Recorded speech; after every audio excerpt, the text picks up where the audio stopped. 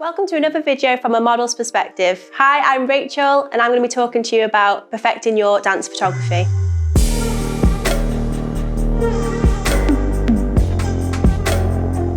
Some of you may be aware that I'm part of the Welshot team and have been for a long time, but I spend most of my time as a professional dancer. So I'm going to share with you a few tips to help you get a better dance image. First thing is very important, it's allowing your dancer to warm up.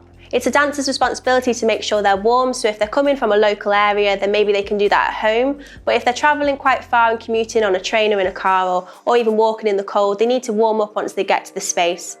This will allow you to get better images because they'll be more flexible and can jump higher. Whilst the dancer is warming up, you can use that time wisely and you can establish the timing that you're going to take the shot. For example, it should be a 3, 2, 1 and then a pose or a jump, and then you're in sync and you'll get that easier.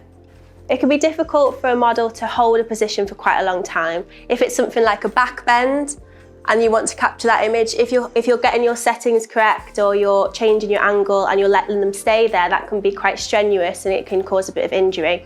So always do the 3, 2, 1, then hit the pose, and then it's just a bit nicer for everyone. Once you get all this out of the way, you can actually focus on the photograph itself. This means that you can really fine-tune the composition and will get you the best photograph.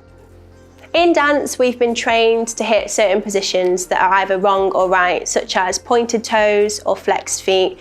In performances, if they're anywhere in between, they tend to be incorrect, and it's the same in photographs. So your foot should be either completely pointed from a dancer's perspective or flexed. This could be the timing of the dancer or the photographer, so it's a really good idea to work together to make everything efficient.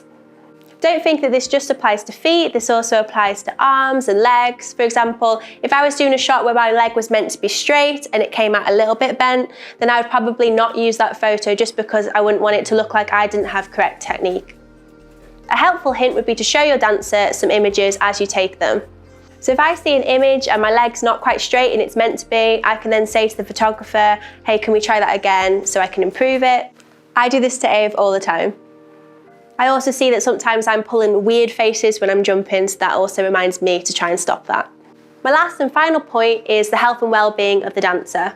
Before you ask your dancer to jump around or go on point shoes anywhere, can you please check that it's a sprung floor or it's a softer floor and it's an even space and there's no hazards that they can trip over.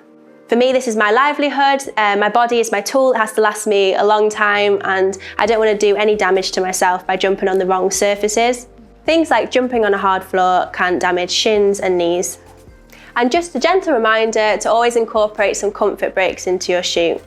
The last thing that you would want is your dancer to be achy, tired or dehydrated.